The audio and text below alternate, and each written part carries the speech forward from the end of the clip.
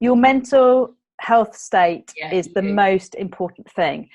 You really want to be focusing on staying in the present moment, being in the now.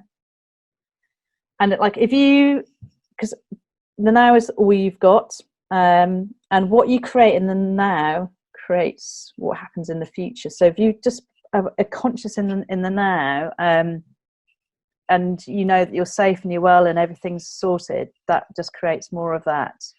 Gratitude. Whether you've got a gratitude diary or whether you're just doing a daily write down of the 5 things that you're most grateful for. When you start looking at stuff that you're grateful for, that opens up your heart, which creates then this heart coherence that then creates your energy field, which then connects to consciousness, which then attracts these opportunities to you. And by doing gratitude diary is really the key to this, or just focusing on gratitude. So that would be the other thing I would be actively doing on a daily basis, even if it's just 5 things you're grateful for. And sometimes it might be I've got a chair that's really comfortable that I'm sitting in, and it could be, it doesn't matter what it is, it's just something that you're grateful for.